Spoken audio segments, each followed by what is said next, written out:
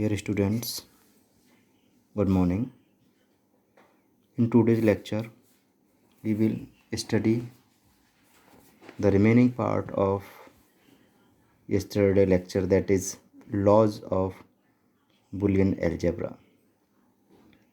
Students, in this section, we have studied about 5 basic laws of Boolean algebra, that are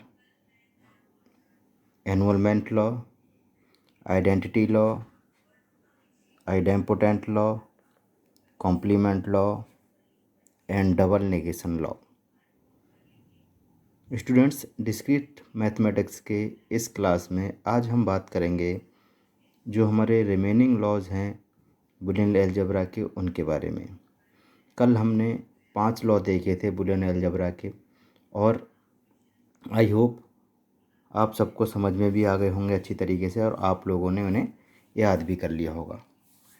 कल भी मैंने आपको बताया था कि लॉ को समझना और याद करना बहुत ही ज़रूरी है, क्योंकि बूलियन एक्सप्रेशन को हम बिना लॉ के याद करे हुए या समझे हुए उन्हें प्रूव नहीं कर पाएंगे, सॉल्व नहीं कर पाएंगे। ओके, तो अब आगे के लॉ के बारे में देखते हैं। कल हमने बात की थी, डबल नेगेशन लॉ तक हम पहुंच गए थे। उसके बाद जो 6th लॉ है हमारा, that is known as commutative law.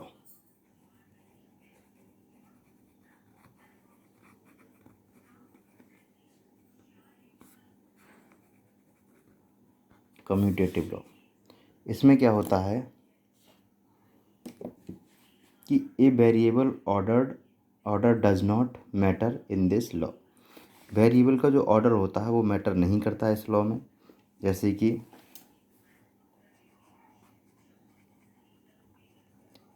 A variable order does not matter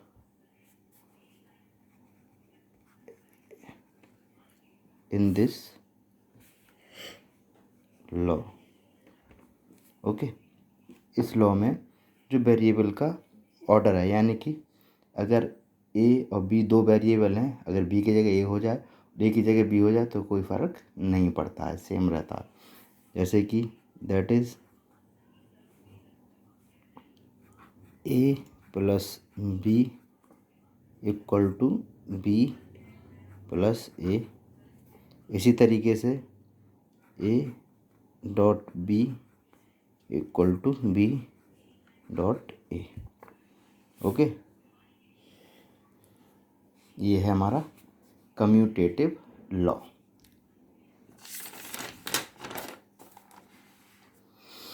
अब नेक्स्ट लॉ है हमारा associative law, that is 7th law.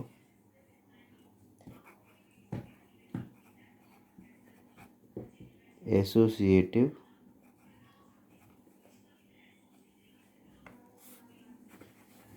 Law. Okay, इसमें क्या होता है, the order of the operation does not matter if the priority of variables are same. इसमें जो operations हैं या ऑपरेटर्स हैं उनका ऑर्डर मैटर नहीं करता है, अगर जो प्रायोरिटी है वेरिएबल की वो एक जैसी है तब। ठीक है, जैसे कि the order of operations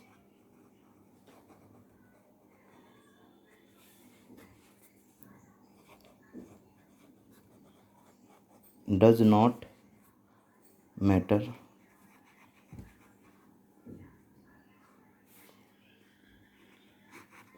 if the priority of variables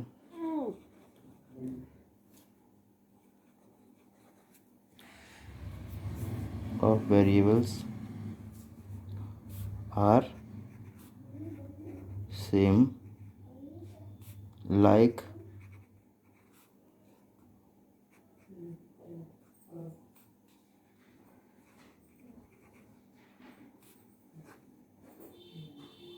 ठीक है। वेरिएबल की अगर प्रायोरिटी सेम है इसकी ऐसे, तो उसके जो ऑपरेशंस हैं वो अगर चेंज हो जाए, उनका जो ऑर्डर है उस वो मायने नहीं रखता है।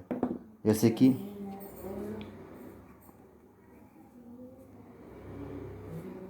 ए प्लस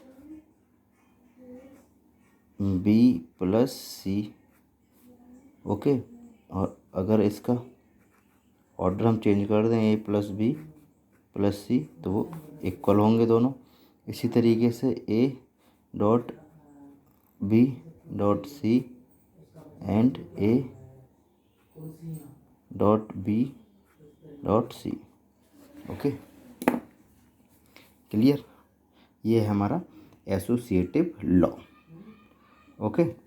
अब हम बात करते हैं नेक्स्ट लॉ के बारे में, that is distributive law. That is distributive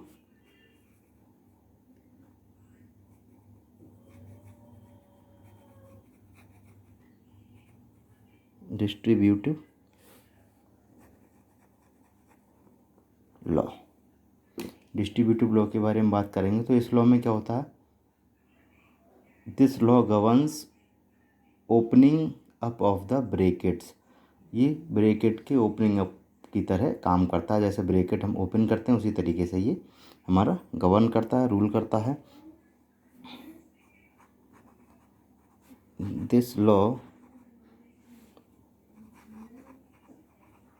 governs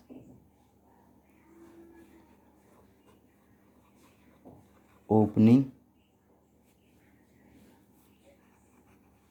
up of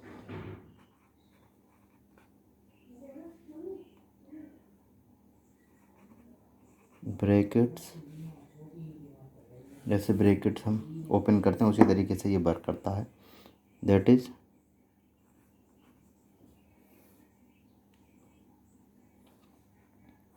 A dot b plus c क्या हो जाएगा, a dot b plus a dot C.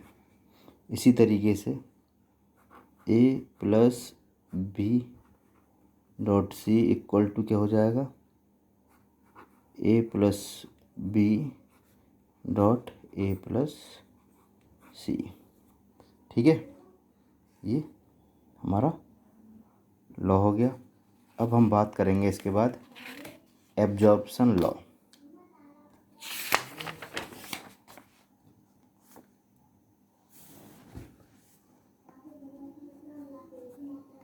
Absorption law,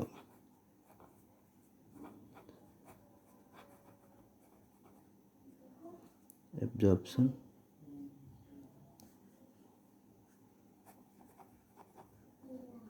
law, इसमें क्या होता है, दिस लॉ इन्वॉल्व्ड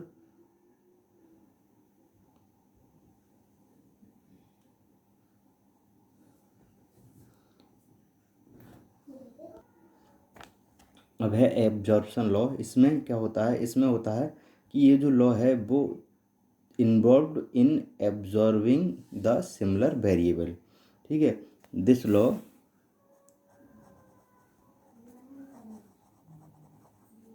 इन्वॉल्व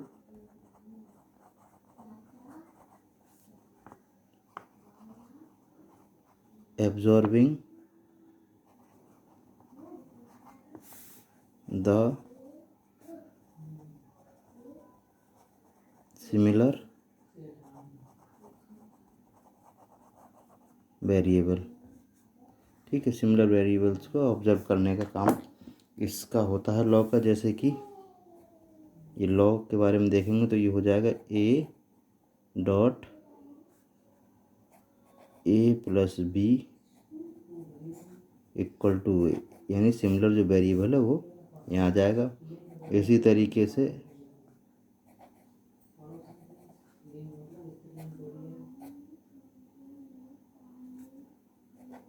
ठीक है, ये सिमिलर वेरिएबल हमारा ऑब्जर्व हो जाएगा। नेक्स्ट जो लॉ है हमारा वो है De Morgan's law.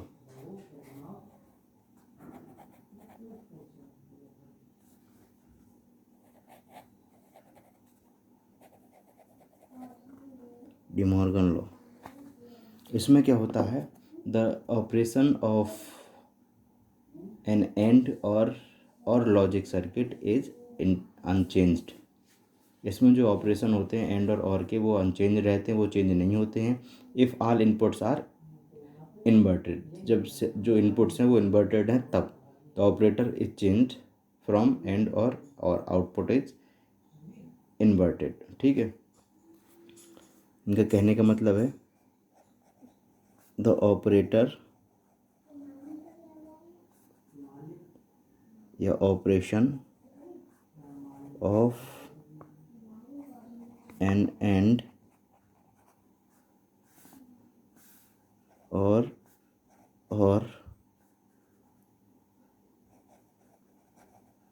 Logic circuit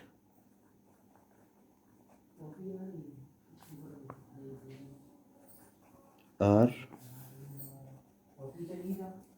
unchanged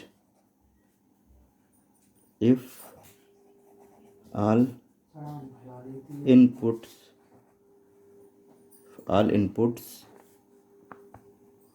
are inverted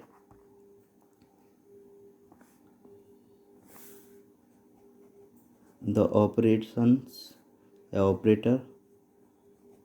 operator is changed from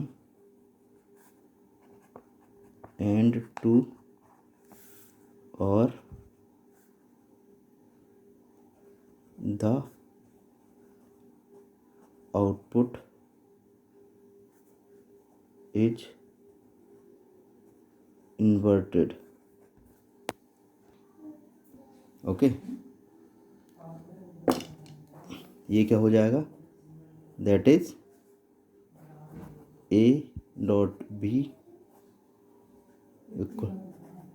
A complement plus B complement, A plus B complement equal to A complement dot B complement. तो ये हमारे हो गए लॉज, ये आपको याद करने होंगे सारे लॉ।